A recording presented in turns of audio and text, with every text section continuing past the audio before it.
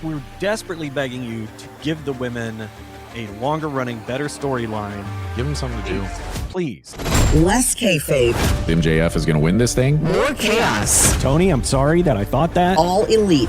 This is the Elite Heat Podcast. The Elite Heat Podcast. With Tim and Doug. All right, and here we go with the post Double or Nothing 3-hour Dynamite collision hybrid thingy, because that's what we do these days. Interesting one tonight in my mind, because on one hand, I felt like there's a lot of ground that they could cover coming out of Double or Nothing, which we all seem to agree is one of the best pay-per-views ever. Absolutely. So good. Yeah, I mean, not only you and I, but that just seems to be kind of the buzz online, is a lot of people go, and that is arguably the best one ever, certainly top 5. Absolutely. And by the way, again, that's wrestling pay-per-view, not just for AEW, that's for everybody. But anyway, on one hand, I do think they did a little bit to advance some storylines. On the other hand, I sort of feel like they don't, and I don't think that made it a bad 3-hour show. It just was a little surprising to me. So I'm curious what you thought about it. I agree, because we were looking for Fallout. Mm-hmm. And we kind of thought we knew some things, and they did surprise me with a little bit, but it was, we can get into that in a bit, but I thought, you're right, I thought the major storylines advanced, and then I didn't see quite enough of a couple, but a couple surprises were in there, and some stuff was basically exactly the way I thought it was going to go, which isn't a bad thing. Sure. Yeah, I mean, it's sort of like last week's Dynamite, where I go, you put it entirely in a vacuum and just have it be a random Wednesday night in May, and it's fine. There's nothing wrong with it. It's fine. You know, I wouldn't call it one of the greatest Dynamites they ever did, but I'd be like, yeah, whatever. It was a completely fine show. But because it's on the heels of Double or Nothing, which was such a big show, and they did a lot on that show, it felt, I don't want to say it felt like it fell flat for me, because I think that's probably harsher than I actually feel about the show. Right. But it was surprising to me, and it was a little bit like, okay, I thought we'd do some more with some things that, I just thought we'd do a little bit more. Where do you feel the storyline was lacking? Well, that's a good question, because as I was saying it, I'm sitting here going, I'm not really sure I can put my finger on it. So that's kind of an interesting question. I guess I don't really know why I feel that way. I just know that's how I feel. I think part of it that stuck out to me as well is that we really didn't do anything to start the build to Forbidden Door, and I thought we would. Yeah. And so maybe that's it. Maybe I thought that was coming and it didn't. I don't know. I think part of it for me is you had a lot of time dedicated to a 4-way match that really, I don't understand it. It didn't do a ton. Yeah. I mean, it continued to make Roosh look good. Mm-hmm. It gave Leo Rush and his new character some screen time, which I'm all in favor of. I am really, really liking his new character. It is bonkers. It is a new take on the crazy wrestler and the possessed wrestler. I like it. But then the Orange Cassidy, and I mean, it did give the conglomeration a new angle with the Don Callis family. So I wrote down that, okay, we're going that way. But overall, it didn't. Okay, so Don Callis and the conglomeration, they're going to tussle. All right. It sets up a little bit for later, but which was my biggest surprise, I think. And then, okay, we still make Roosh look good, and he looks good, but it didn't do much for him, in my opinion. I agree. I thought that whole match was weird. I thought this is one of those where maybe they got a little too cute calling it the Superstation Showcase or whatever, and I guess it was technically a money match, but nobody said a word about it, or not much anyway, and they certainly didn't in anything that came after the match. I think what you could have done is you could have had Leo Rush and Roosh have a match, which is fine, because as we have talked about, you don't always have to have a reason for it. You can, and especially AEW has a precedent of, we're just going to make a match to make a match, right? So you could have had them fight. You could have had Roosh continue to look good. Mm-hmm. Get that screen time for Lio Rush as they continue to kind of ease him into things, right? Which I think is great. I think that's exactly what they should do. And then you could have just had, I mean, let's just jump to it. You could have just had the conglomeration come out with Takeshita like they did, Yes. and you still have done everything you needed to do to set up, okay, this is going to be a feud now. Mm-hmm. You know, you can run that segment exactly the same way they did, and you've done all the setup you need right there, and you didn't have to put Orange Cassidy and Brian Cage in the match. Now, look, I like those guys. I'm not going to complain about seeing them on my TV, but it really had me sitting on my couch going, I don't know why we're doing this. And you're right, it was a pretty big chunk of time for that match. I mean, the only reason was for them to put the premonition or what? No, yeah, the deja vu-ness or whatever, the peek behind of, ooh, here's a little forerunner of what's coming with Yeah, Don Callis and the conglomeration. My biggest issue is, like you said, it took up a lot of time, and I don't think it did Brian Cage any favors. I agree. Brian Cage is a monster. He and Mhm. Roosh should have been going toe to toe, and you could have made that match. If you want Roosh to look good, have those two just go toe to toe and really Yeah. make Cage look good in losing. And Roosh has, I think, in that win, has a much stronger case for going after the title because no offense to Lio Rush, I love this new character, but come on, beating Brian Cage physically looks way better than beating Lio Rush. And when the conglomeration came out with Takeshita, it took me a minute to go, oh, yeah, the conglomeration came out for the Don Callis family earlier, so yeah, this all makes sense. I didn't have to have that. I could have just been like, this makes sense for the conglomeration to get behind Takeshita. 100% it does, because that's the kind of, faction they are. So Mhm. I really liked that part of it. I agree with you. I didn't need the 4-man match to Yeah. help set that up. Yeah. You could have very easily done everything that you just said. And then if anybody is asking, well, why'd the conglomeration come out with Takeshita? Which I'm with you. I think it makes sense. Like when I saw it, I just went, yeah, okay. Yeah. Mm-hmm. All you got to do is then next week have Briscoe cut a promo going, he came to us and we were like, yeah, baby, let's do it. Cause that, like you said, is a very conglomeration thing to do. Like, yeah, let's do it. Makes total sense. Makes total sense. Yep. Or they don't Would- even have to explain it because it's Yeah. wrestling and it's like, yeah, okay. Conglomeration saw a guy going out 1 to 5. They're going to back up. Yeah. Sure. They don't Yeah, like those I things. Yeah, totally agree. You don't have to explain it, but if you wanted to, you could have done it that way, and then that could have given you a bit more time on tonight's episode to address. I mean, again, I'm not really sure. Well, I can tell you one thing that was lacking. You could address, I don't know, the women's championship. Yep. Maybe start building a program there. Yep. Just a thought. That was lacking. I'm gonna ask for it every week until we get it. Yeah. And we should. We absolutely should. Speaking of the women, they did address the wild card finally, and we're going to Yeah. find out Wednesday who that is because that match is happening. And we'll find out if we're right and if it really is Mercedes Moné or not. Because if it's not, I don't have a clue who it's going to be, I and don't the either. impact will be that much less. So Yeah. I hope for their sake it really is Mercedes. I do too. I think if it's anybody, I've thought about this off and on since they announced it and we talked about it. I don't think that there's really anybody out there that they could bring in and I would go, yeah, okay, like I'm cool with it being this person instead of Mercedes. Like I just don't think that person is out there. No. I really believe that it's going to be Mercedes, and if it's not Mercedes, then I really believe it will be Thunder Rosa. I'm not kidding. I really think if it's for some reason not Mercedes, then it's going to be her, and you and I are going to be sitting here next week going, okay. Yep. The only other name that we brought up that kind of makes sense, but there hasn't been a sniff around it is Ruby Soho. Yep, Ruby would be interesting, and I think you'd get a nice pop for her coming back, and you don't have to have her go over. No. That's fine, but I think you'd get a nice pop for that. Make her look good in the match. Yeah. And we're good. Yeah, no problem. Yep.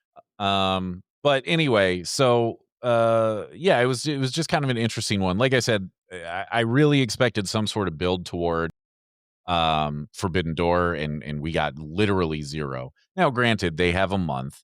Yep. It's at the end of June, so that's okay. But just found that interesting. Another thing I found interesting that I think might somehow tie in to Forbidden Door Okay.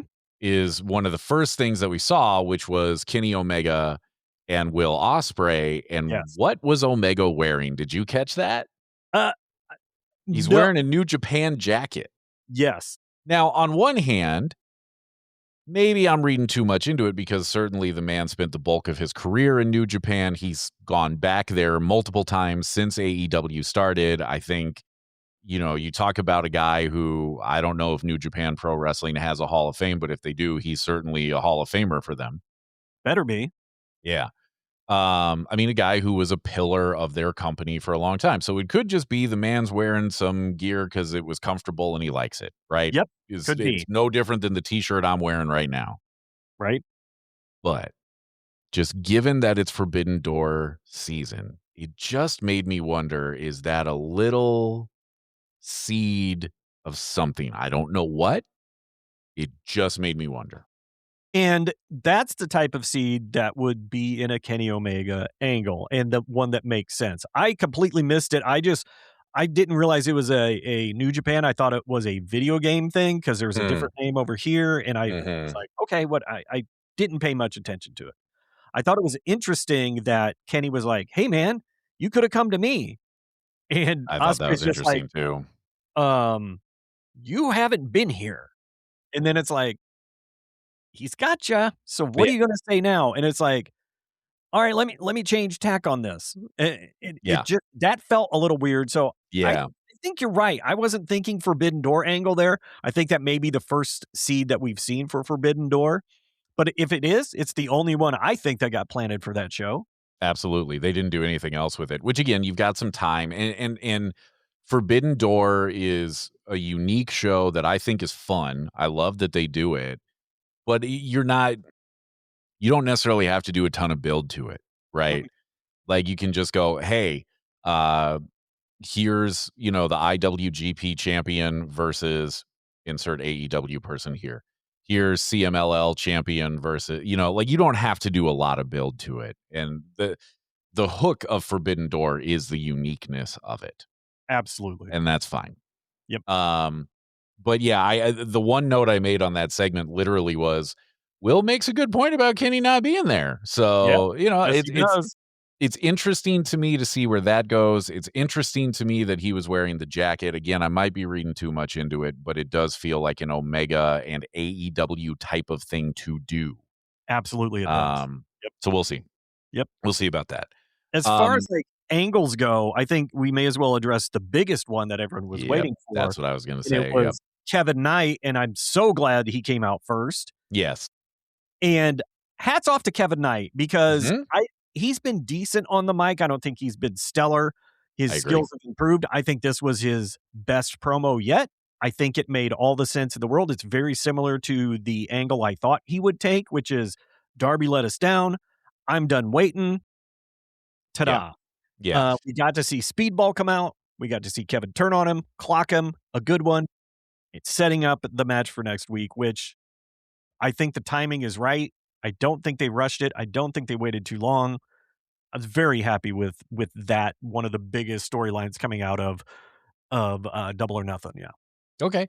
Yeah, I agree with you on almost everything you said there.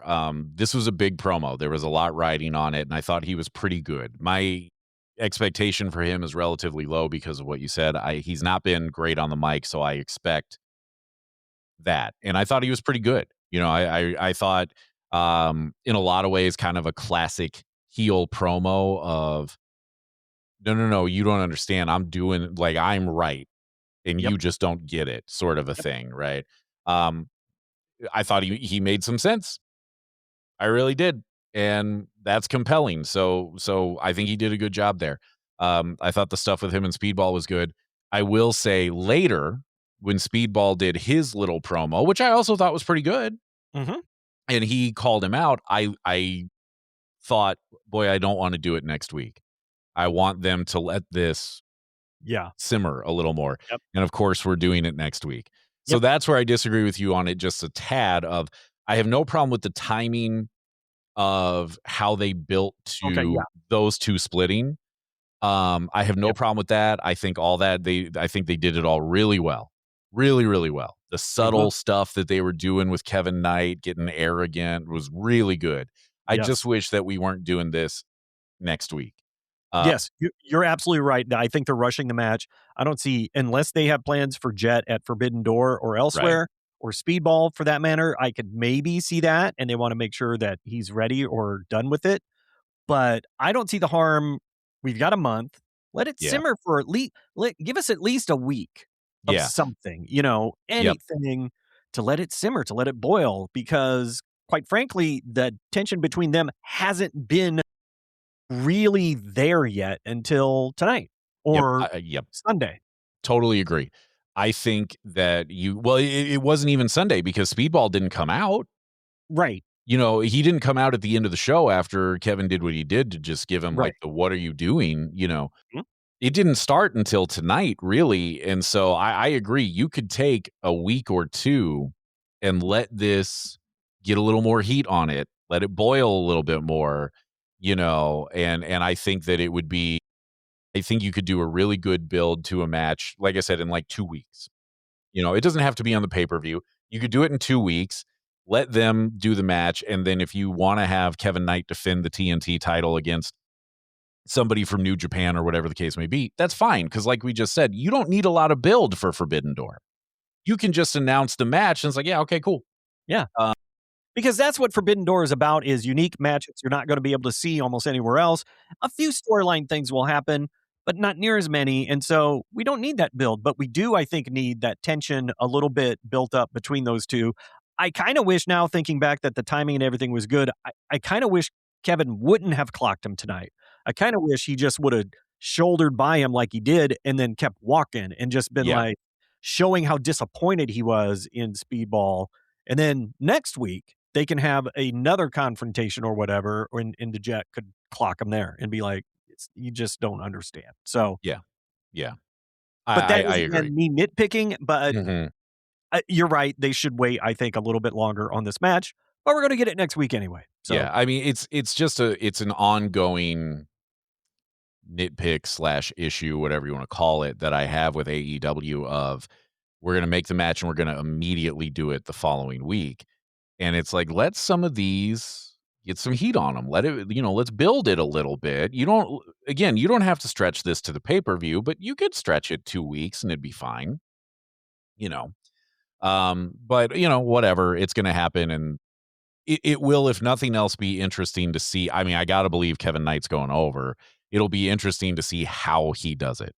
right. And to see how they continue to build here and where they're gonna go next. Because I don't know how much juice you're gonna get out of the squeeze here with if you try to run those guys back again after next week's Dynamite. Like, I think this is a one and done. Yep.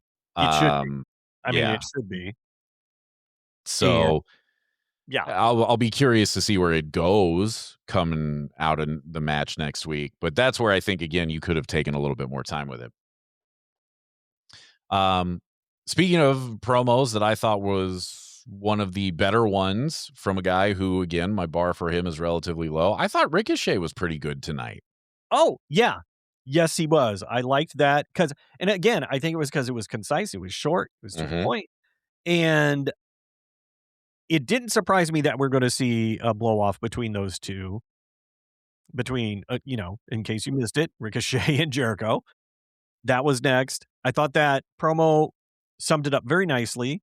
I thought the match was pretty solid. I guess I'm not super surprised that Jericho won, I'm not but either.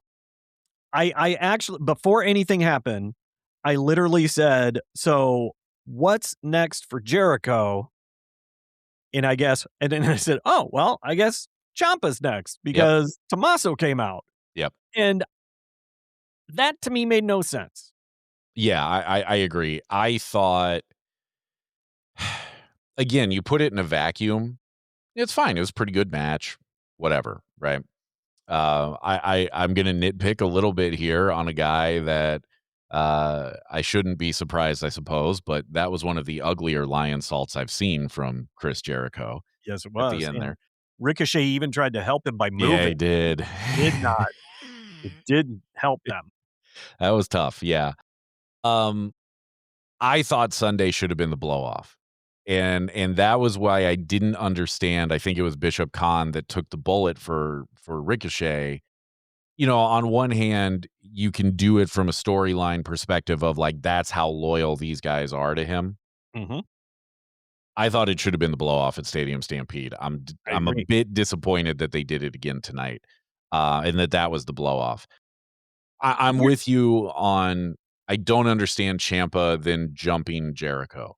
Right. Other than Ciampa needs something to do, and now so does Jericho because Yep. apparently we're done with him and Ricochet. And here is my quibble with that whole blow off being tonight and not on the pay-per-view is you had Bishop Khan take the pin instead of Ricochet to have this match to set up a non sequitur interference from Ciampa. You didn't need that. Have him pin him at the pay-per-view where it mattered more. You can have Ricochet come back and be like, whatever, Jericho, I'm done with you. That didn't mean, I got beat up by 7 guys. Use basically the same speech that Khan said, and then boom, he's going to be fine after that. Then have Ciampa say something. Give us a reason why he wants to take on Jericho. That would Yeah. be a much more satisfying thing than what we got. Like you said, the match was fine. It was fine. Yeah. Those two are always going to be okay together. Their chemistry is Yeah. pretty good. You were right. The lion salt was weak. And then the Ciampa thing made no sense. And then referencing an old Jericho bit, which is what Ricochet just got done doing for 5 weeks, felt just that whole angle felt off to me. So I guess give us something next week, or I'm not very invested in this. I agree. I have 2 different directions I want to go here to put the bow on what's currently happening. I agree with you. Next week, we're going to need a good promo from Ciampa to explain why he did what he did. Yes, we are. Now, again, given that you are looking at Forbidden Door in about 4 weeks, give or take, I don't know that this is the best time to be starting a new program between 2 dudes in your own company. When in theory, you're going to want both of them on the pay-per-view, and maybe they're going to have them fight at Forbidden Door, but that's whatever. 4 weeks. What are you going to do? Yeah.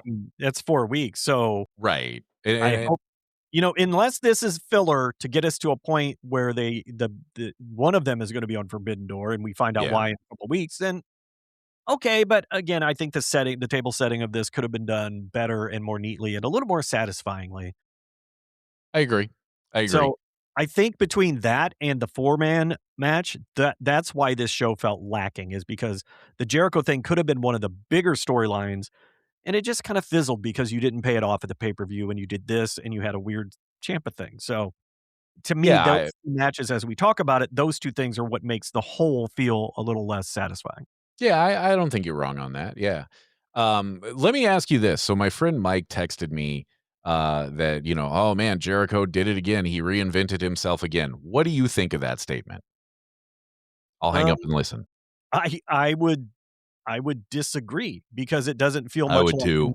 like a reinvention. It just feels, if you want to say the reinvention is him dropping the name Chris, technically yes, but there isn't a very solid direction that this new quote Jericho is going. He's referenced some old bits. He hasn't latched on to any one of them.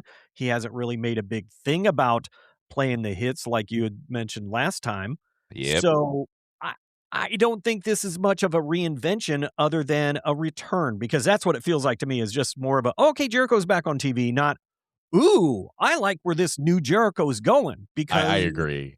There isn't any focus for him. Yeah, and that's basically what I said, well, I don't know that he's reinvented himself because he's kind of playing the greatest hits, right? Like, we just did a whole feud around the lion salt, Right. And when he came back, we got the list, and then, even the sparkly pants and stuff, you know what I mean? Like, he's kind of playing the greatest hits, which is fine. I don't mind it. I'm not trying to be critical of it, but I don't think that this is a guy who, has famously reinvented himself a whole bunch of times. I wouldn't call this one of them. Now, it might be headed somewhere where he's going to, and maybe it's going to be part of this Ciampa thing. I don't know. But I just found that interesting that, really, really he's just playing the greatest hits right now. And it has to be better than I'm the guy who gets beat up by the demand every week on TV. It was Yes. a cute idea for a t-shirt. Yeah. That's not a reinvention. It's not a No. very strong hook. No. So, yeah. Yeah. So anyway, I just wanted to, after I got that text, I was like, I'm going to ask Doug about this and see if I'm alone on this one. I'm glad that I'm not. You are not, sir. You are Sweet. not. But, Sweet. when we were discussing promos, what do you think of the Kyle Fletcher promo? Because I got to be honest, I thought that was pretty fire. Yeah, I mean, of the things that I thought worked on this show, which again, I think there's more pros than cons, I would absolutely say that was really good. Let me just find my notes here. Let me scroll down to get all my thoughts together on it. I like, because it was kind of twofold. You had the first one in the back where he came up to the Jet, and then Don Callis came in and was like, hey, basically saying, hey, Jet, if you want to come our way. And clearly Fletcher's like, I'll be taking that when I want. Yeah, I thought that was very good. I liked the it was subtle because you're right. It was a little bit of Don recruiting the new heel, which makes total sense, right? He's always recruiting. The other part was, yeah, he didn't blatantly just be like, I never lost that, because he didn't. Mm-hmm. But he just did little glances down at the belt, and I love when they do that. I think it's such a fun little subtle thing. But yeah, I thought that was very good. I thought his promo later in the ring was excellent. Again, Yep. I would say kind of a good old school heel promo. Just bury the guy who didn't do anything wrong. Exactly. Answer a question that nobody asked, Yes. Yes. I thought it was really good. I thought it was really, really good. I did make this note out of it though, because it's part of kind of a twofold promo, right? Because it starts with Don. Mm-hmm. Don saying that Fletcher is the chosen one jumped out at me because I thought, boy, what does a guy like Andrade and Okada think about that? What do those two guys think about that particular line? Yep. What I found interesting about the Andrade bit is Andrade was on the show backstage and in the ring. Don Callis, was he out for the Andrade match? Because I don't believe he was. I think Andrade was solo each time. And Andrade didn't mention anything about the family or anything. So I thought it was interesting that if there's a break between them, no one's talking about it, and we're just letting that go. That was interesting. But yes, Don calling him the chosen one, not surprising, especially when you've got, Dunkzilla standing right next to you, and he's like, yeah, he's the chosen one. And by the way, Doyle's back. I thought that was really good. I thought that was good too. And not unlike with Fletcher, that surprised me because I really thought Doyle was going to be out like the rest of the year. Yeah. Or most of it. I thought he was on the shelf for a while. Yeah. I would have liked them to actually kind of make it a bigger deal than they did. Yes. Because it's almost a blink and you miss it. But yeah, it was nice to see him back. And what'll be fascinating with that is how do they treat it? Because they had been doing such a good job of building the momentum of him and Davis. Yes. As a tag team. And now, I mean, you could put them back together and do it, but with Davis having the national championship and kind of being involved in his own stuff, I don't know that they're going to put them back together right away. I wouldn't right now for a multitude of reasons, but mostly because of what you said about the belt, and the tag division doesn't need them at the moment. Yeah. So, but having him back is encouraging just to see him back in the ring. And yeah, but absolutely. You're right. If Excalibur wouldn't have said that was who that was, I might have missed that was just not another Don Callis family member beating someone up. Yeah, I mean, you could have easily blinked and missed it. They didn't show him very long, but anyway. Speaking of Andrade, I thought this was a good promo from him tonight. That he did, and I thought it was the best use of his "how you know" line. Finally, yeah. I thought it was a great use of that. Yep. I liked it. I liked it a lot. And his action in the ring and that match I thought was really, really good. Him and Ace Austin, once again, Ace Austin, they're building him to look really, really good, even in defeat. Yep. I don't know what their plans are for Ace Austin, but I'm a fan. I like it. Bring it. That's my only hesitation, I guess, is the word I'm going to go with this one. Yeah, it was a good match, real good match, and Ace Austin continues to look great in these matches. He looks good in a loss, but it's always in a loss. He's always putting somebody else over. Yep. And that is what concerns me a little bit, is that he seems to be in this role of, he'll look good, but he's never going to win. And if he doesn't win, at some point, it's like, well, what do you're not advancing him. You know what I mean? And I would like to see them not only do something with him, but with the entire Bang Bang gang. Absolutely. Who have just been completely relegated to the shadows. Mm-hmm. If only there was like a trios championship or something. Yeah, that would be cool if there was. Yeah, maybe that's something that they could go after if it existed. Can I make just a little editorial comment? Please. I don't know if you've noticed, but since both of the Ass Boys have back together, both the brothers are back in the Bang Bang gang. Why am I blanking on his Juice? Juice, yeah. Juice is not wearing the puffy trunks. He's wearing long tights. He's not wearing the weird did not brown notice diaper. that. He's not wearing the weird brown puffy diaper thing that he was wearing.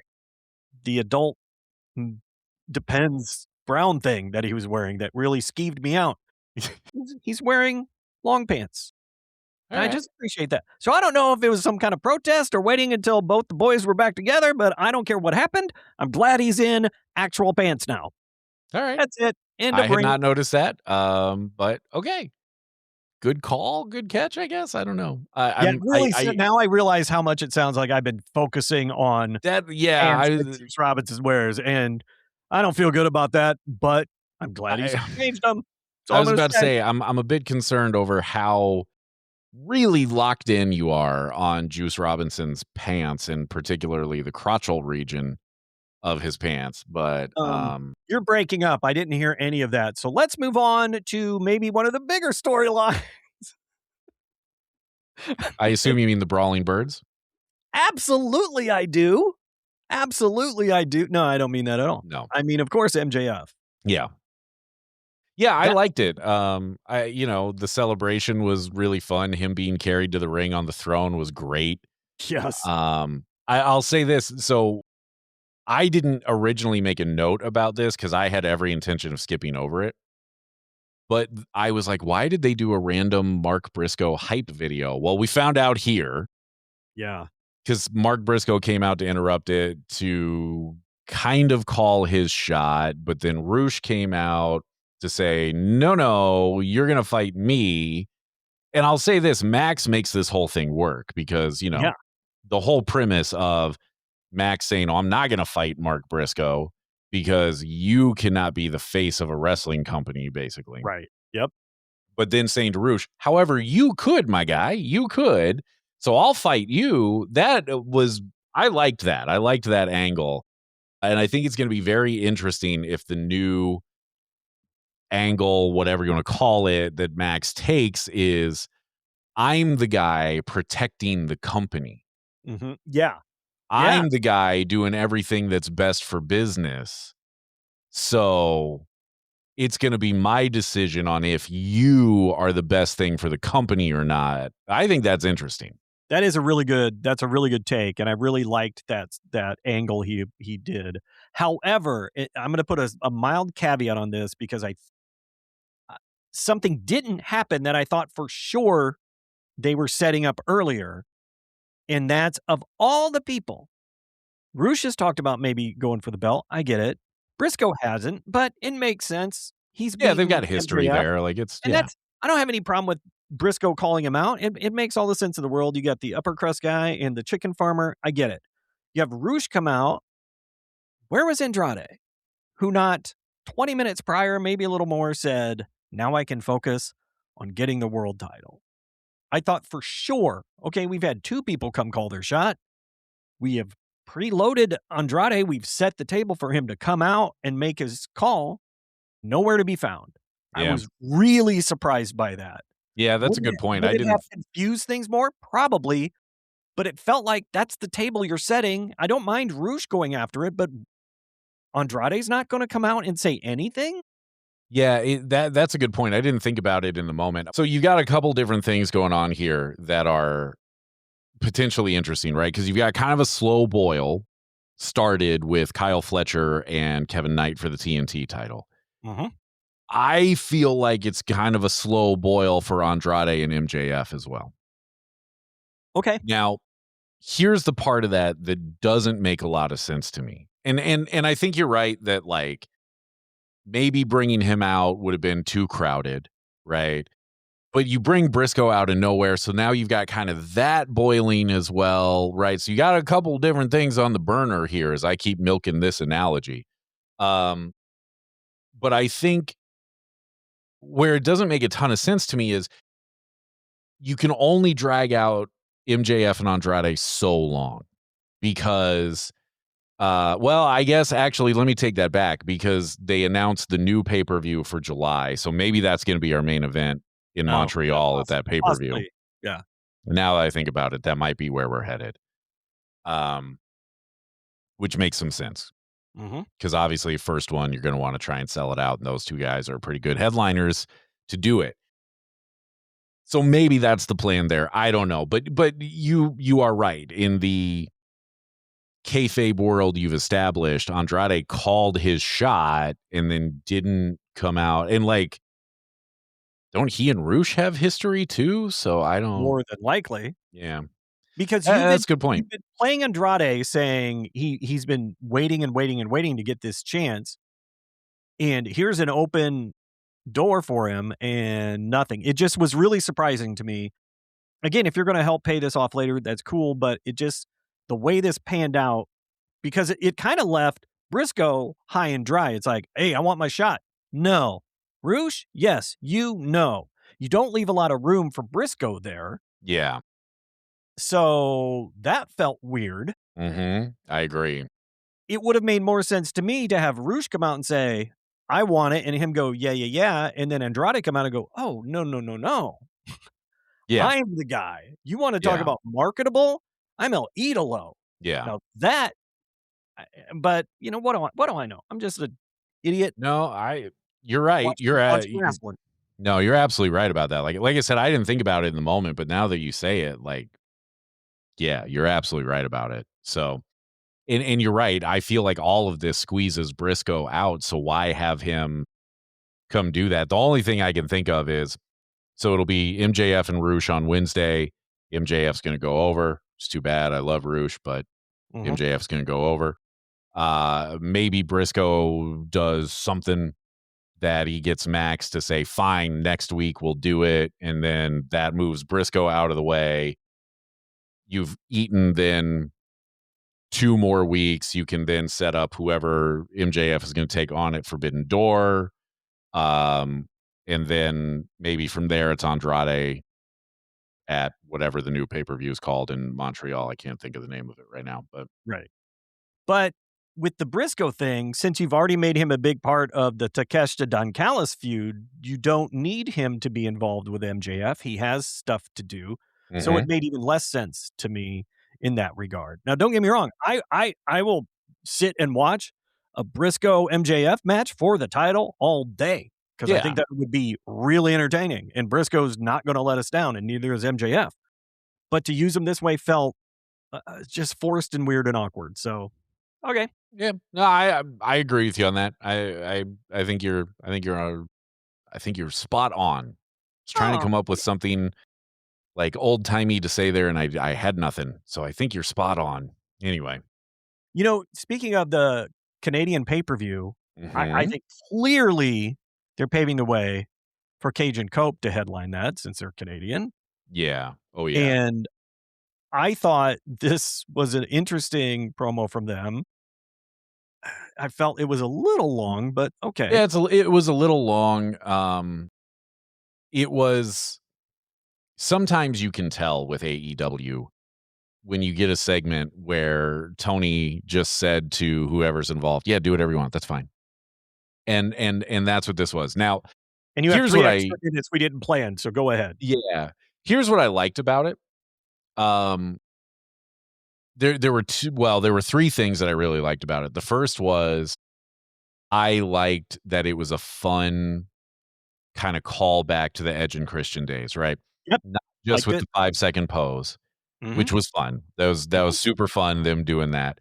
Not just with the disposable cameras, and it was funny, Cope having to explain it, right? Um, but the way he was acting was very much the Edge character from, like, 25 years ago. Yes. And that was always fun. That's when we fell in love with those guys, you know what I mean? When they were doing that goofy stuff. Um, so I really liked that. Seeing that version of him come out again, I enjoyed. And that's probably just because nostalgia is a hell of a drug. But Yes, it is.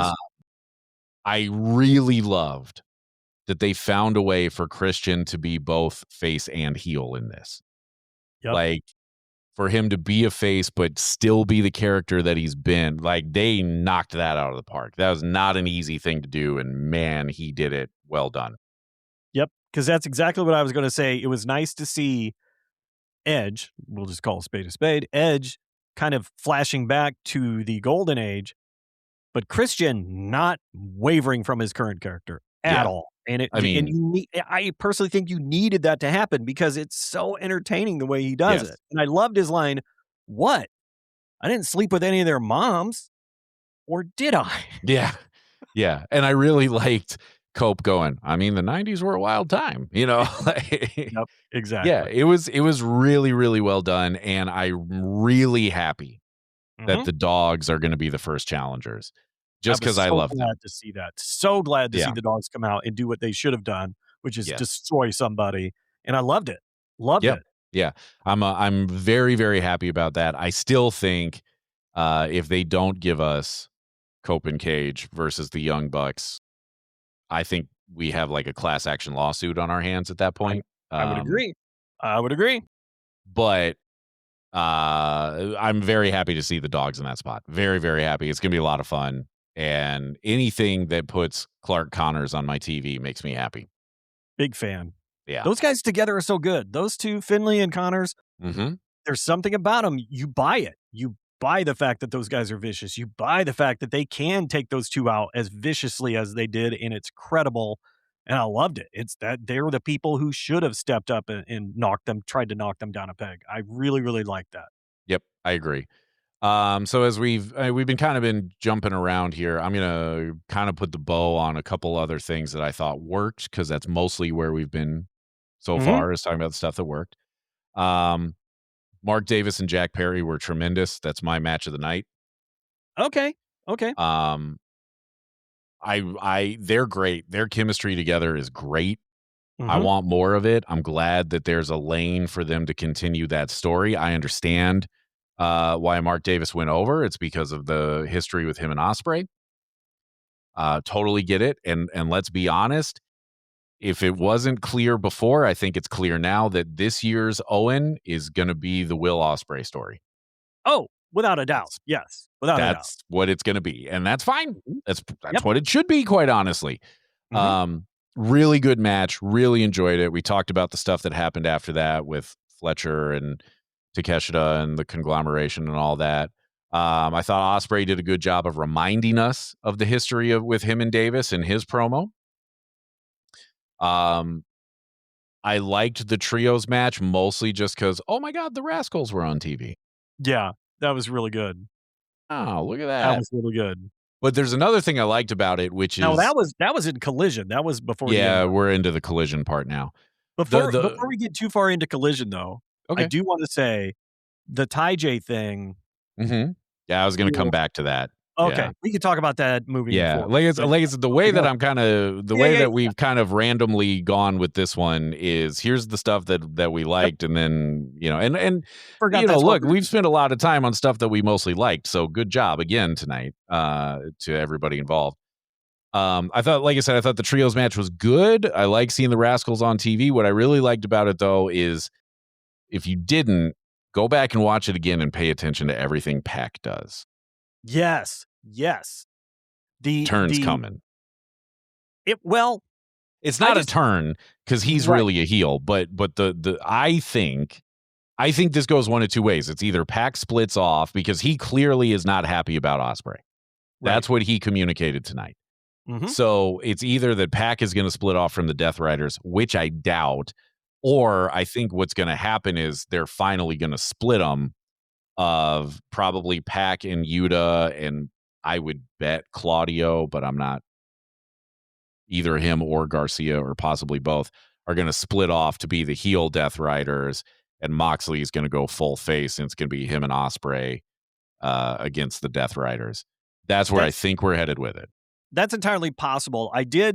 I made note that Pac clearly wasn't a fan going in with Ospreay, but as the match went, and then after the match, it seemed that Pac's respect grew for Ospreay. So I kind of had that same vibe, but then I was like, well, maybe this is just Ospreay showing, his belief in what they're teaching him and the growing respect. He didn't engage in some of the antics, but he used some of their teachings clearly, and I thought it was really interesting. Do I think it's going to lead to Pac breaking off? Maybe. I don't know.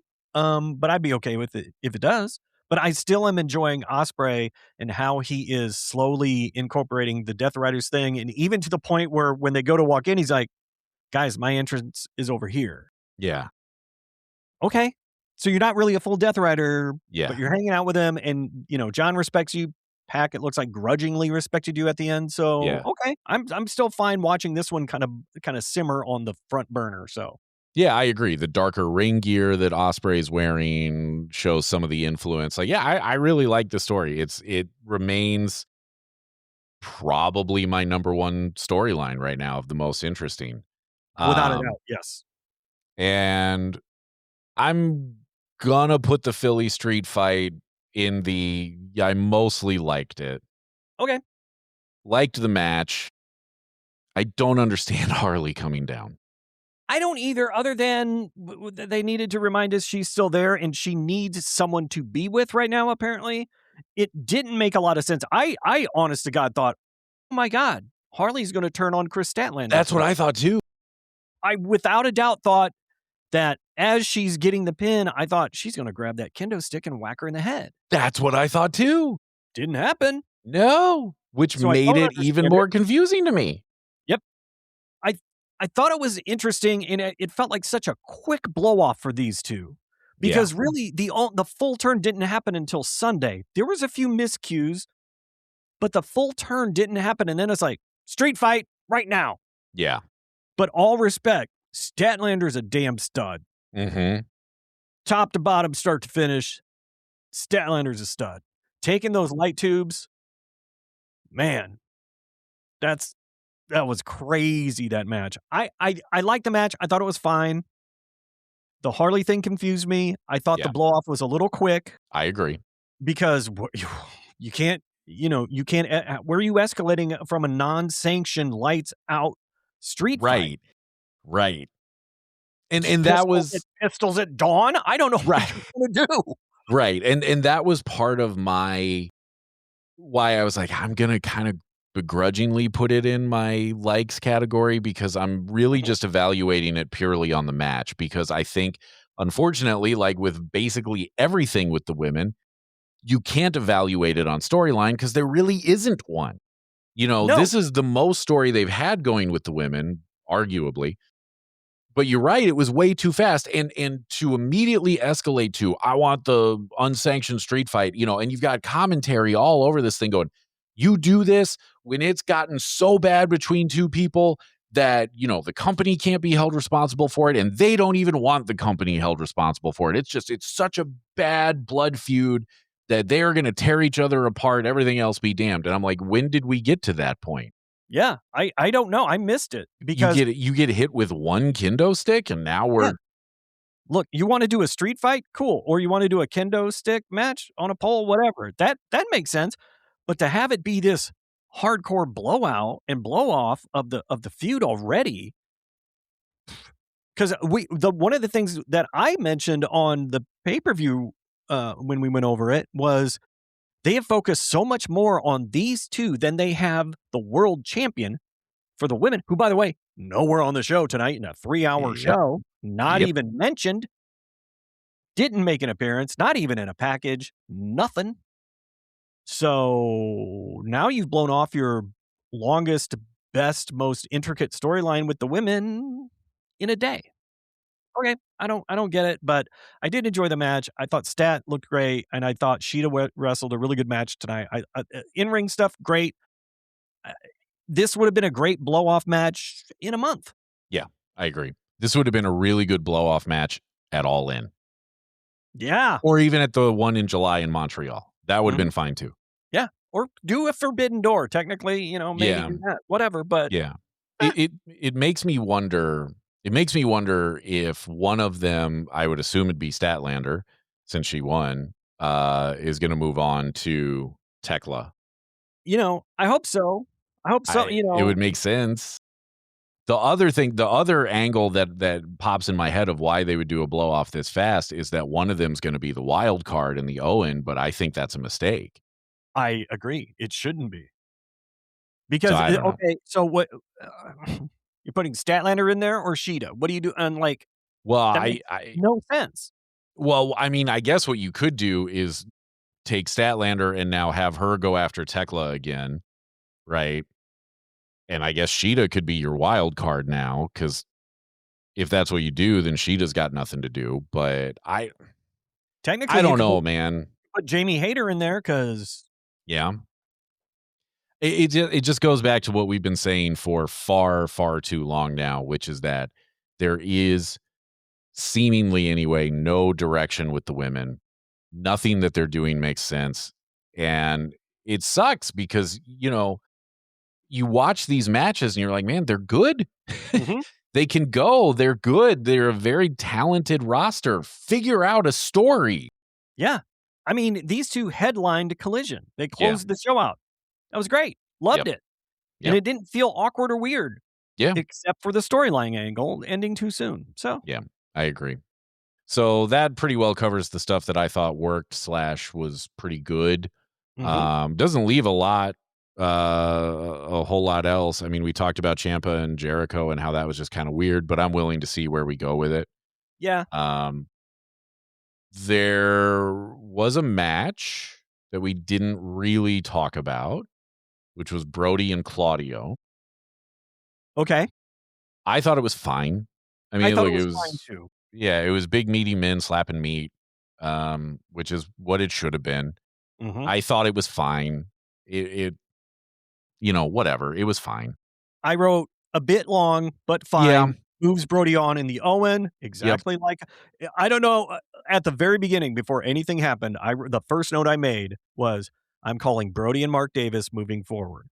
And again, it's okay to be predictable because that makes the most sense. Mm-hmm. I thought this match between those two, oddly, Claudio going up against Brody, I thought Brody made Claudio look bad in a way that not that he wasn't putting him over, but Brody's so much, I think, better from a technical standpoint for two big meaty men.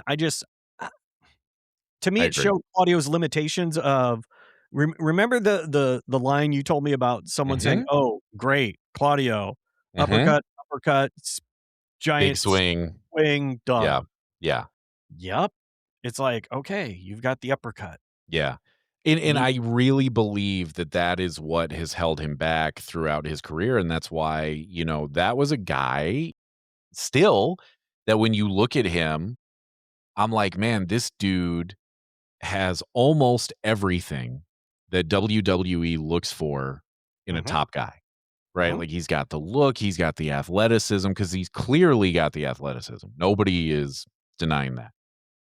You know, the only thing is like, oh, okay, he's got a bit of an accent, which we know WWE doesn't always love. But they could have solved that problem very easily with a dude named Paul Heyman. Absolutely. And so, you know, one of the great questions forever for me was like, man, why did this dude not get over in WWE? Like, why was he never in the title picture? And I think that's why. I think they looked at him and they went, dude, you got 2 moves. Yeah. Okay, you do Yeah. the sharpshooter. You got 3. Mhm. Like, that's not enough. And I realize I'm saying that about a company that made Triple H their top guy forever and a day when he had 3 moves.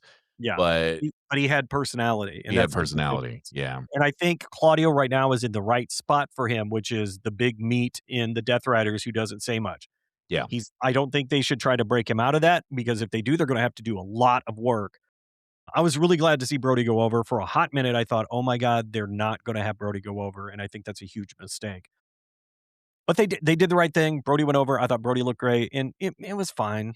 It was what Yeah, it it was was, fine. It was fine. you know? Yeah, it was fine.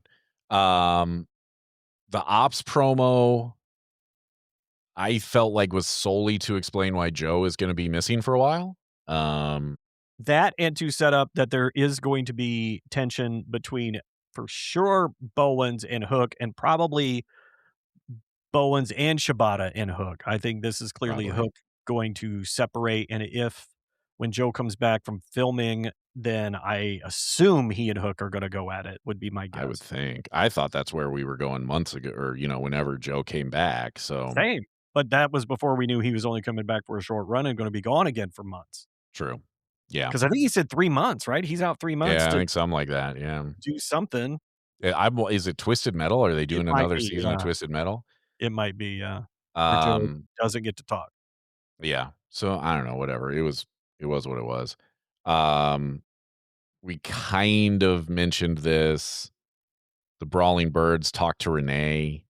My main takeaway from that was Jamie Hayter probably didn't need to be there for it because it was really all about Alex Windsor, and how she's got the wild card in the Owen. Mhm. So Hayter probably didn't need to be there. Don't think it did her any favors, which is unfortunately, again, something we say a lot when it comes to the Brawling Birds. The only thing she did was mention the fact that they are, at some times, a tag team called the Brawling Bird. Yeah. Well, and the part, you know, so she's the first person in the interview, and she goes, "Oh yeah, I didn't win, but I got to take Tekla's head off, so that was pretty cool." And I'm like, "Did you? Right. Because y'all still lost. Yeah, I Like mean, Tekla's you still got the belt, did a so vicious clothesline, but you got pinned, so yeah, okay." Um, I liked the Jack Perry doing the Rocky training montage little video. You know, Mhm. goofy wrestling for life. Heck yeah. Swerve and Nana were solid, but it didn't blow me away. But No. it didn't have to. It doesn't have Right. to. It's a tournament. You don't have to. Mhm. You don't have He to he necessarily build a brought up lot of heat. Yeah. he brought up the history and made Yep. sense. He established himself as exactly who he is. He reminded us who he was. It wasn't too long. It was concise. Yeah. It was It was fine. good. Yeah. It was good. And then the Ty J stuff that you touched on a minute ago. Here's the thing. I like them, I do too. but this feels so forced to me right now, and I have to say, I really feel bad for Allie Katch, because she's coming in from GCW. She's much better than she's being portrayed here, and she's just been cannon fodder. And I get it. Someone has to play that role. She's got enough experience to make it work. I just feel bad because I think she deserves a little bit more respect and more of a push, but that's neither here nor there. I felt like they looked fine. Yeah. The You finisher is know, pretty cool. that That is finisher is pretty cool. the best thing about the whole match was the finisher. So they win. Okay, great. But then in Collision, Mhm. you get the Ty J interview, which was Divine Dominion left them laying. And it was a weird post beat up scene. It didn't look very good, but No. they got beat up. Okay. I mean, yes, we know that they're going to be the next ones, and we'll probably see that in 2 weeks, and there won't be much story there. Yep. Yeah, I agree. It's the only way that you're gonna get story on it is so they're gonna do the 5-minute thing. It's either on Collision or it's Wednesday. I think it's Collision because for some reason that's where Divine Dominion is living, is on Collision and not Dynamite. Yeah. So they're going to do that. I think it's pretty obvious Ty J are going to be the first team to survive the 5 minutes. Yep. To get their shot. Yep. And then they're probably going to lose. Look, at this point, if you can just give me a good match, I guess that's really all I care about. But it's a bummer. Mm-hmm. It's a bummer because I agree with you. I like Ty J. I like them both. I think that both of them, unfortunately, have a ceiling where both of them are probably mid to upper mid card performers. That's fine. You need those people. This could be a good spot for them. I think it'd be interesting to switch the belts to them. I just don't think they're going to do it. I think it would be a mistake. Making them be the first one to take the 5 minutes, that gives them a lot of credibility. Yeah. You make them look good in a long loss that goes past 5 minutes to Divine Dominion. That does them a world of good in it. I think it does them more favors than putting the belts on them, because then if they've got the belts, I have a fear you're not going to see them even on Collision, because again, I'm okay with them being in this position, but man, they made the announcement that they're back a week ago, before the pay-per-view, and now you're getting an eliminator match, and then you're probably going to get the title shot. Yeah. Okay, well, that's 2 weeks. Yeah. And now And you have then no what? story for the women's tag champs. But then again, you've got no story for the women's heavyweight champ. Yeah. I'm guessing that the story is going to pivot to women from Stardom and CMLL challenging at Forbidden Door, and that's fine. But then you're going to be left with nothing again, headed into Redemption. Is that the name of the July pay-per-view? I don't remember, to be honest. Whatever that is, and then of course All In. So I don't know. It's all the same problem all over again. At Forbidden Door, if CMML is represented and they do well, that they can hang around in AEW, and you can continue that feud if you want to do that. I can live with that, but we're desperately begging you to give the women a longer running, better storyline. Give them something to do. Please. Yeah, give them something to do. So I think with that, we've covered everything on the show. I know it was a little bit weird because we kind of jumped around, but we tried something new. We'll see how it feels. Right. And we talked a lot, but for you, we talked about your match of the night. Yeah. Which was the Jack Perry. And Mark By the way, Davis. I like the fact that he's wearing weird yellow pants. Yeah, I thought that was fun. Just like I saw something briefly online that might have been a tribute to somebody. I don't know. Okay. But yeah, I liked it. Yeah, that was fun. But other than matching that, what do you think the biggest takeaway from this night was, storyline wise? To me, it's the Kevin Knight stuff. Which, it would be Kevin Knight and Kyle Fletcher are to me the big takeaways. Those are the two kind of main characters of the night. Which is a little bit interesting on a show where you had MJF, Yeah. But my other big takeaway from this is some of the stuff that was not there. Some of the people that were not there. No Young Bucks. Nope. Really nobody from Stadium Stampede other than Jericho and the Demand, right? Yep. I mean, okay, Jack Perry and Mark Davis were in the ON. We knew that, but like we saw that, and we did see the dogs. True, that's a good point. I keep forgetting they were in the match. But and they moved them onto something. But no Young Bucks. Nope. Kenny Omega again in a pre-tape, not in the arena, apparently. Nope. I don't understand what's going on there. I think, I'm not surprised Darby wasn't there. They should keep him off TV to sell the injuries and everything. We even talked about that on the show after Double or Nothing. But I just thought it was interesting by who was absent, and I thought it was interesting that really Kevin Knight and Kyle Fletcher have become, at least for tonight, the main characters. Absolutely. And I was honestly surprised. Now, don't get me wrong. I'm glad the dogs came out and did what they did because I think they deserve it, and I think it makes sense. But to not have the Bucks come out during Cage and Cope when they're like, look, FTR, you are top guys, but not the tippy top. And for FTR not to come out and be like, what are we, chopped liver? Or have them come in and make the save at the end. So now you have the Yeah. 3 teams staring each other down. There's still this weird tension between Cage and Cope and the Bucks. You can still slow burn that storyline, and don't let us forget that that was a bit of contention for a minute. Them being not there, I think, hurt the show. I agree. But like you said, in a vacuum, this is a good show. It And I agree. is. Yeah. I And agree. Moving forward, the biggest storyline we got out of it, weirdly, was Kevin Knight and Kyle Fletcher. yeah. Which And they seem to be on a weird collision course eventually, and they that's do. fine. They absolutely do. And yeah, and it's fine. Again, you mentioned it earlier. Tekla wasn't there. I don't know why. I don't know why we can't figure this out. Right. So yeah, it was just kind of interesting to me that you had some stuff from Double or Nothing that got wrapped up tonight, like the Jericho and Ricochet and the Shida Statlander stuff kind of got blown off tonight. And I guess you advanced the Kevin Knight story, We but I did. don't know that you advanced any others. And maybe you don't have to right now, but it just was interesting to me. We did advance the Kyle Fletcher and Yeah, I'm just folding And that into the Takeshita. Kevin Knight story for right now, but yeah. it is slightly different because it's with Takeshita. Yeah, that's and, true. And you're working the conglomeration into that, and that's okay, and that's good. They need someone, they need to be feuding with someone, and that makes all the sense in the world. But yeah, storyline wise, I find it interesting that you brought up both Stat and Shida and also Ricochet and Jericho, because I feel like Ricochet and Jericho went one match too long, and Yeah. this match with Shida and Stat came minimum Way one too match fast. too soon, if not 4 matches too soon. Yeah. So Yeah. It's a weird little dichotomy of what AEW is, I think.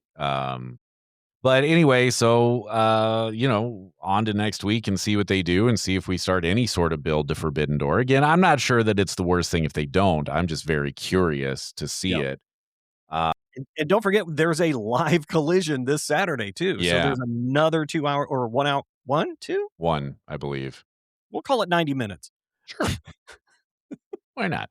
I mean, the way they overrun, it probably will be. So Yeah, it's possible. So yeah. yeah. 90 minutes of wrestling in 60 minutes. That's yeah, it. exactly. Yeah. Adjust your DVRs like anybody has those. So, and they have so much going on those 2 shows that poor Excalibur could not get them out at the end of the night when they were going, talk about all of them, talk about all of them, talk he about was all struggling. Of them. Yeah. Yeah. So, I mean, like I said, I'm curious to see where we're going. It just felt off to me tonight. A little bit. So we soldier on. I just had another thought, but it left my brain. Oh, well. Welcome to me being me. Right. Oh, I remember what it was. This may not matter. This may not mean anything, but they're in, I believe, Richmond, Virginia next week. And you know who lives by there? You know who lives in Virginia? Dave? Remember Dave? There's probably a guy named Dave. Okay. But there's I don't know. also a certain cowboy that lives in Virginia that we haven't seen for a long time. Interesting. I didn't realize that's where he was living. Hangman Adam Page lives in Virginia. And again, not saying we're going to see him, but I feel like with All In looming at some point relatively soon, that guy's coming back to TV. And Tony loves having people pop up in their hometowns. Yeah. The other wrinkle, too, is what's Mick Foley going to do going forward? Because we're certainly going to see him again. So, again, there's some things to watch for. Yeah. All in all, decent show. The biggest, the good takeaways were really good. The biggest things that didn't work had more to do with who wasn't there than what was actually happening or the timing of the thing. So, all in all, not bad. Kind of excited. Like you said, I'm really, really interested, and it's weird that MJF is not the leading person in the interest meter for me, but Kevin Knight. Yeah. I'm super intrigued. I am too. I'm also intrigued by what the hell it was Speedball was wearing. That was interesting. I don't know what that weird tan gi/bathrobe jacket was, but speedball. I'm an old guy with no fashion sense. Don't wear that. What are Don't you wear going to that. do if he comes out next week wearing that and then he takes it off? Like he gets in the ring for the match, he takes it off, and then he's wearing Juice Robinson's weird adult diaper thing. I can't unsee that in my brain now, Tim. That's either going to be the best or worst thing ever for you, and I'm genuinely not sure which. I think both those statements are true. Yeah, I think they're both true. I swear I thought you were going to say, what are you going to do if he takes it off and he's wearing a T-shirt that looks exactly like the jacket he's wearing? And instead of like a tuxedo shirt, it's just that weird gi robe tan thing.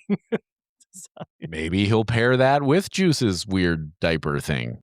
Back in. I'm back in. I thought that would get you. Go, Speedball, go. All right. Well, like, subscribe, do all the things if you stuck with us all the way through this as we we appreciate it. Yeah, we switched it up. I don't know. We'll see how it feels and if we keep doing it this way or if we try something else entirely different next week. I don't know. You better hit subscribe to find out. Yep, there it is. Exactly.